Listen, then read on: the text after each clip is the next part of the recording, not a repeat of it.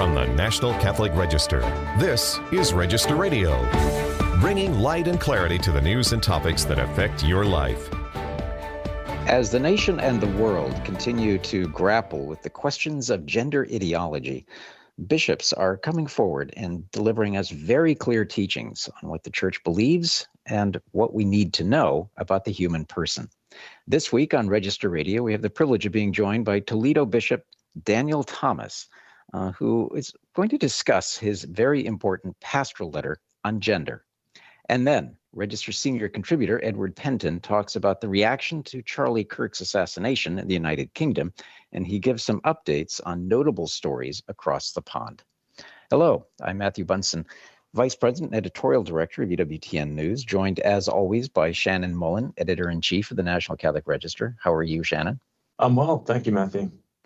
Well, as I was just mentioning, the question of gender ideology is something that has really emerged in the last decades. Pope Francis considered it to be of immense importance to the positioning of the human person in the modern world, anchoring, as he did, so much of our teaching in authentic understanding of human sexuality and also Catholic social teaching.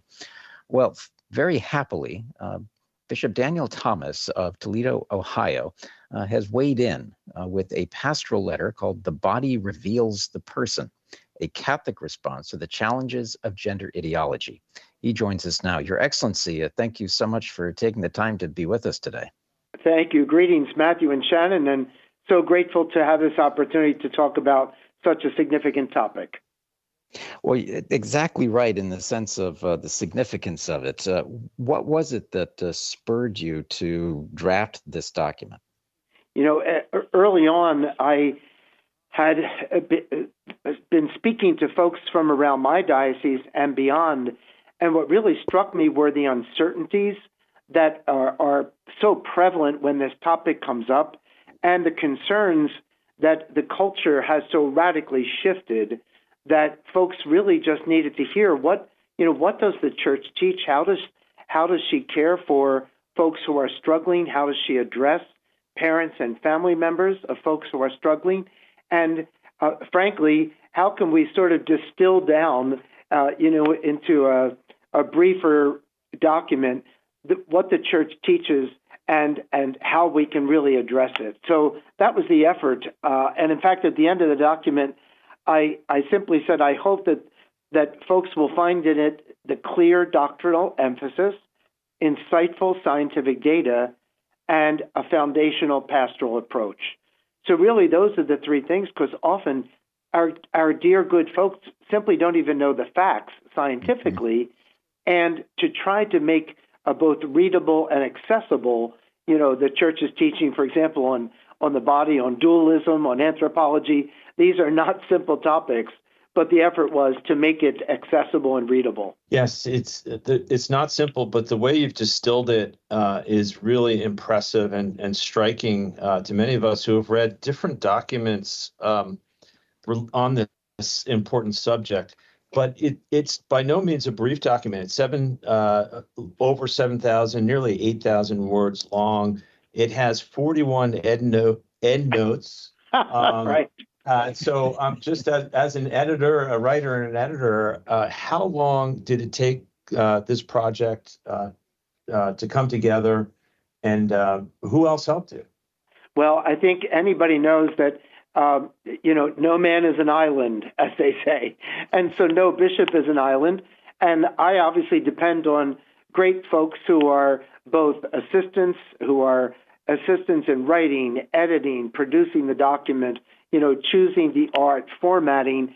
All of that took, a document like this just doesn't turn around. So months and months of work, obviously. Yeah, Your Excellency, one of the questions that is often asked is, how did we end up here? How is it possible that we even need this type of, albeit very important, restatement and clarification of what the Church actually teaches? What have you seen in your years as a pastor, as a priest, and now as a bishop, that has changed in society? Well, I think there are probably several things that we could point to, but certainly I would say the sexual revolution is significant in this regard. I would certainly say, the whole a debate about contraception, even under Paul VI, who held very seriously the church's teaching. And then I would say the complete misunderstanding of what began some time ago and was the genius of St. John Paul II to address, in his theology of the body. And it's extraordinary how that now is seen as even more prophetic given where we find ourselves today. So I think all of those things, certainly the breakdown of the family, the rise of the extraordinary impact of social media and the devices that young people use, I think all of those things have certainly contributed to where we are today, including the whole question of marriage, because who could have imagined? I have people say to me all the time, Bishop, I couldn't have imagined that the definition of marriage between a man and woman not only would have been challenged, but would have been changed in law. Your Excellency, the core of this document is the concept of unitive anthropology, which posits that the human person is a unity of both body and soul. Today, how can Catholics communicate that understanding in a culture that increasingly views gender as something fluid? Right. I think really at the core of this is this whole question of whether or not there is objective reality and truth, and whether or not we base everything on feeling. So, that unitive anthropology is that the body and soul are truly one, and that they are not to be separated. So often I think we think of ourselves as bodies, but not as united to the soul. So the fact that God loves the person, that's why, the title was landed on as the body reveals the person, because I think in one of the things I comment, when someone falls off a bicycle, they say, oh, I hurt myself. They don't say, oh, I damaged my body. So even analogously, even in our own language, we say these things that are really reflective of the unity of body and soul. And of course, the church teaches this unity. And in fact, we know that unity has an infinite value because of the understanding of the resurrection of the body. So even if the body has its finality physically and is separated for a time from the soul, our belief is that the body and soul will be reunited.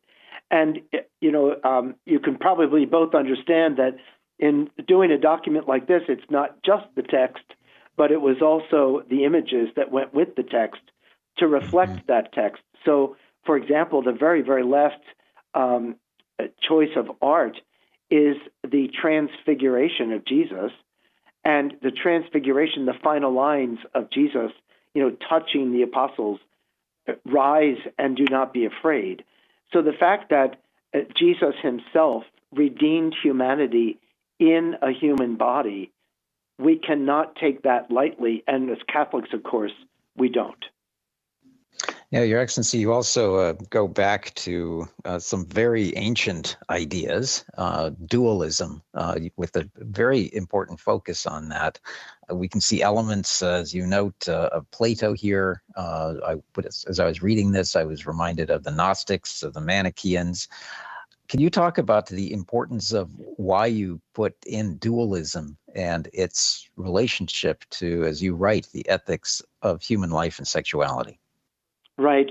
I think this dualist anthropology, as I wrote, denies the personal value of the human body and regards it simply as material to be manipulated, and therefore fails to see the personal significance even of the body's sexed nature. So it's not difficult to see that this dualist anthropology, if you can consider these things separate, the reality is then that it can justify other offenses to life, for example, abortion and euthanasia. So if someone is not, quote, capable of work, well, then there's no reason why they need to be valued. And we would say, of course, this is absolutely incorrect because we value the person no matter what they can or cannot do. They matter intrinsically because they're created as a body-soul unity in the image of God. And so I think, again, the work there was to distill, in a very, very simple and tight manner, this reality of dualism. But I must share with you that some of the reaction it's gotten is that was a most significant part of the letter. Your Excellency, what practical steps or suggestions do you have for parents who are helping young people navigate issues of gender identity? Thank you. So if I could just share with you two pastoral moments I had as I was about to publish this document, and as I did publish it, I had one father who I simply asked how he was doing, and he asked me what I was working on, and I told him about this document, and this father just simply began to cry and talk about his young adult son who is considering transitioning. And we spoke, about his own pain, the pain that his son is suffering, and in addition, and completely separate, there was a woman who shared with me, she read the document just after its publication, and her son is considering transitioning, in quotes, of course, and she sent the document to the son. The son called her, and they had a lengthy conversation about it, where he was very, very open to speaking of it and to speaking of how he might share with her this Catholic understanding. So I think the first, of course, is love. And all that we do has to be in love. But, it's that classic line, sharing the truth in charity. So that we first have to love and accompany people, find them where they are, and we have to be able to reach out to them to indicate that they are loved by God, that God desires their goodness and their happiness, and that God also desires them to see their own bodies and to recognize their own persons as loved first by Him. And if they can begin to see that, then hopefully, please God, that can change hearts. Well, Your Excellency, thank you again for the time, but also thank you for this pastoral letter. I think this is something of a must-read, especially for young people who might be facing issues like gender dysphoria or the influence of what we're seeing in social media, and also for parents. So where can people find your pastoral letter?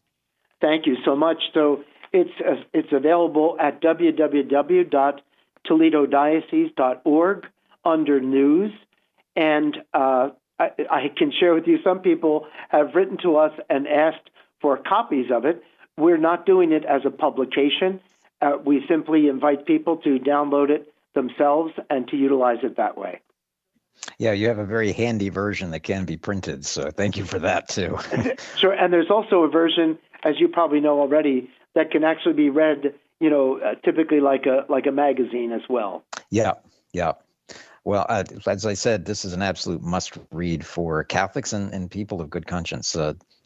Bishop Daniel Thomas, thank you so much again. A blessing, and I pray, God, that it might serve our church and all those who are suffering, affected by, or in any way touched by this issue. Thank you so much. Blessings. God bless you.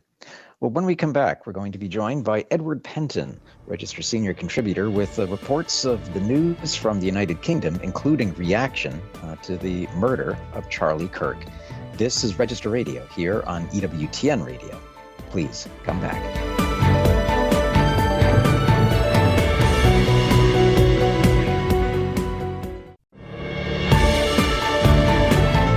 Let's return to Register Radio on EWTN. And welcome back to Register Radio.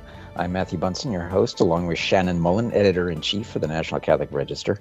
Continuing our programming this week as we take a moment now to bring in Edward Pentin, Register Senior Contributor, who has followed the assassination, the murder of Charlie Kirk, and the reaction to it across the pond, so to speak.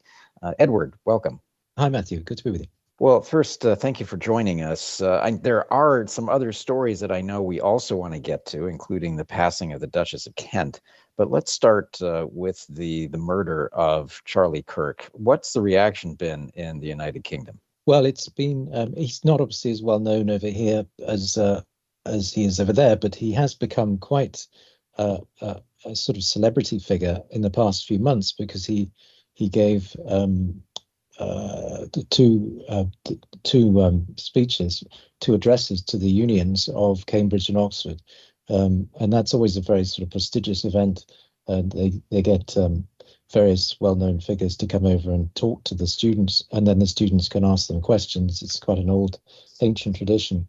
And he wrote about that in The Spectator after he'd done it in May, and it was quite interesting to see his views about what happened and his takes on the students in Britain compared to the United States. And his main point was that in many ways the students were behind the students in the United States, which was a surprise to him, because they hadn't really understood, if you like, the sort of revolution that's been going on in terms of returning to sort of more traditional values, which is something that hasn't really caught on yet. It has started to, but in a very small way over in the United Kingdom. Yeah, that piece that you're referring that was in The Spectator, he talks about this kind of the perception of the UK as being 10, 15 years ahead of us. And people were seeing the deepening secularization, progressiveness, and thinking not too long ago that we were looking at the future of the United States, and then Trump happened, and that has really flipped the script, so to speak, and not just in the UK, but in other countries in Europe where it was going a certain way, and now this kind of latent, fledgling return to faith, return to traditional values, return, in a sense, to a brand of conservatism is happening. But, one of the things I think is so interesting, you're seeing that in the UK. You've written about this, Edward, about the young men kind of leading the charge. And I know that was part of Charlie Kirk's core audience here in the United States was young men. What are you seeing with young men? What's happening with young men in the UK right now?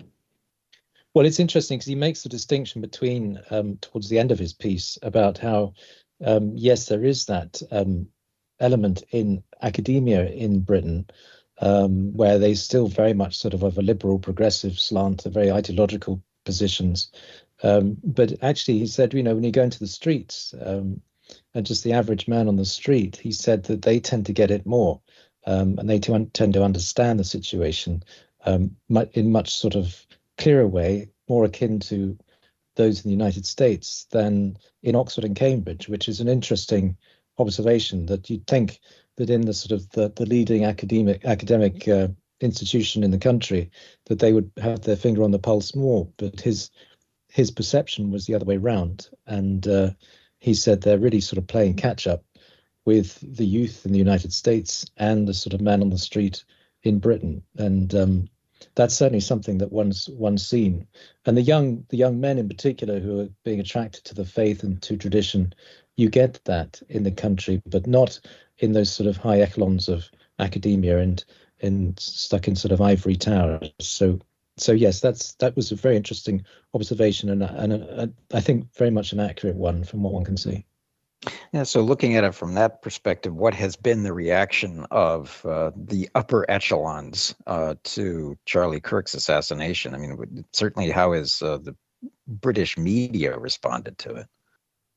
Yes, it's often couched in the sort of, it's very sad, obviously tragic what's happened, but, he did sort of, his rhetoric was very inflammatory. And so, there's always couched in those terms. It's at least in the mainstream media, but not many. That doesn't really carry much weight these days. And increasingly people are looking to alternative media. and that obviously has a completely different view, more sort of, many would say, a more accurate view of what's actually happened and what the situation is. So that's the general reaction. But I heard from actually a relative who I didn't think was actually interested in sort of Charlie Kirk, and he really paid tribute to him. He's not really on the same political wing as him, but he said he was very sad about it, found him very articulate, and thought it was absolutely tragic. So people, even if they aren't of his view, are still very struck by it and see it as a great loss. Yeah, you've been covering a lot of news out of the UK, and a lot of it is bad, right? The passage of assisted suicide bill, the decriminalization of abortion, and other things that are going on there. But what you've also brought to the pages of the Register is these other signs of hope, other interesting things that are happening in the Catholic space. Just in recent days, you wrote about the Duchess of Kent's death. She was a Catholic convert, has a very interesting story. And then this past weekend, you went to the March for Life in London, which seemed to be very well attended. Edward, what was the scene there like? Yes, it really was quite a great success. I think the organizers were very happy with it, and it drew a lot of people to it. It was the first one I'd been to. I'd been to the Rome ones many times, but what I noticed about this one was the variety, the diversity of the people, and the different denominations, and it was really very much a sort of unified carnival sort of atmosphere. And very much, I think, yes, seen as a great success. And I think, and also what I noticed is the opposition they got. That is something I didn't see in Rome. They got quite a few protesters. Now, whether that's a good sign, I don't know, but it was certainly something that one could see, because it shows that they're sort of making inroads. And I think there was also 7 bishops attending, 7 Catholic bishops, and other religious leaders as well. And so it was very much, as I say, a very diversified, unified celebration of life, really. It was really a very, very good atmosphere, lots of young people, lots of families.